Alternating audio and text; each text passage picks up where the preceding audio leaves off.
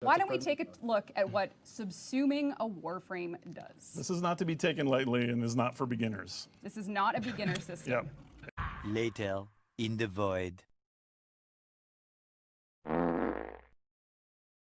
So that was a fucking lie. The next station will be Fortuna 69. This was something I was genuinely looking forward to. Not just because the Helminth Chrysalis system was something that would allow Warframes to get a new layer of customization, but also because this was the first time ever DE was making something specifically geared towards more experienced players instead of throwing something out there for new players like always. But that didn't even last a month, and it's not even released yet. If you're out of the loop, the Helminth Chrysalis system that DE announced during this year's TennoCon has been nerfed in two ways.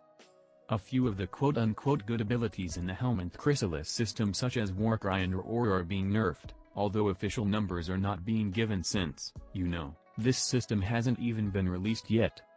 This nerf was to be expected, because there's no fucking way DE would have willingly given something as good as Aurora or Warcry to every Warframe in the game without some kind of nerf, especially given that Warcry is kind of the only thing that Valkyrie has going for her right now, and Valkyrie mains are starting to be more endangered than Nyx mains somehow. The second nerf was to the mastery rank requirement.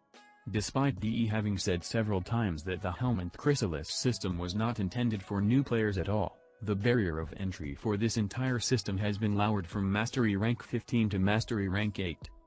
In other words, even if you're an extremely casual player, you could unlock the Helminth Chrysalis system after barely a week of playing.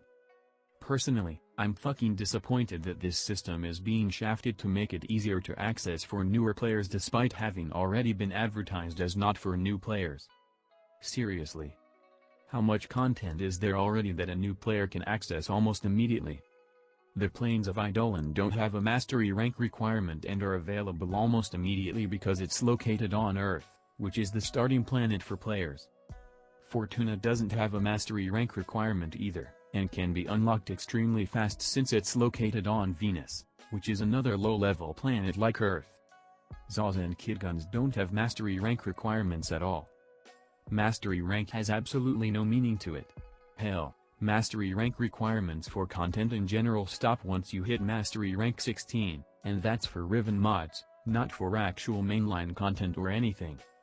Personally, I see absolutely no point in lowering the requirement for the Helminth Chrysalis system to something as low as mastery rank 8, because by then new players already have a shitload of content to chew through, such as quests or either of the open world areas that are already available to them.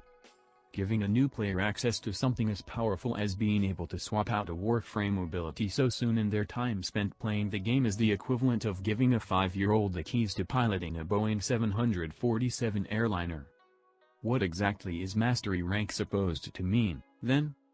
Besides just increasing the amount of times you can trade per day as well as increasing your daily syndicate standing cap and other things, there's no actual point in putting time into leveling weapons or Warframes for higher mastery rank beyond 16.